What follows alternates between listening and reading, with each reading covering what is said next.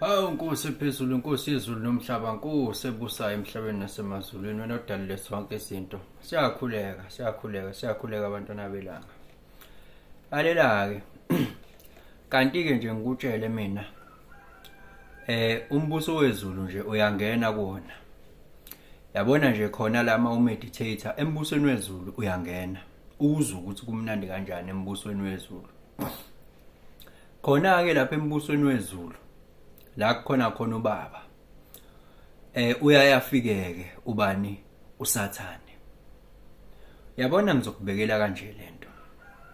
Yabona a manifested energy, an energy in form. Angithi uyazi ukuthi into ukuze ibe iform izoqale ibe i-pure energy, that is the source. Bese iza ku-mental plane la khona izo exista as a thought, still say energy lapho. Bese vibrator down to descend as a dense energy manifested form. Yes, that's how the hierarchy goes. So mawuse mbusweni wezulu ke ku-meditation uyafika uSathane. Uyazi ukuthi the ruler of earth is Saturn. Earth as a planet, the ruler of earth is Saturn. Kungani kushiwo kanjalo ngalesi sikhathi? Ubingelelo changes akasho ukuthi kungenzeka noma yini noma inini noma kanjani kunoma ubani ngoba impilo ayisiyona lento ocabanga ukuthi iyona. Possibilities are infinite in the universe. Your own consciousness is your own limitation. Kukude lapho esisuka khona futhi kukude lapho esiya khona. Beka phansi umoya ungatatazeli, uyabona. Yabona la emhlabeni. This is the plane of manifestation. Energy in a manifested form. This is Mother Earth.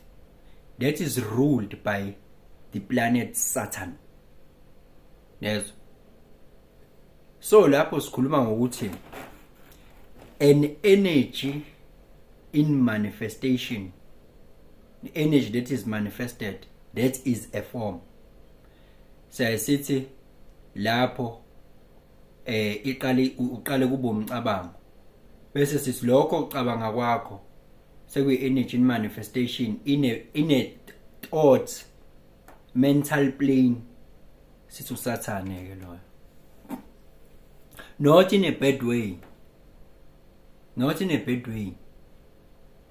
Ngikhombisa manje ama polar opposite ukuthi an energy that is pure, not manifested. That is where you are taking your mind to when you are meditating. You want to be pure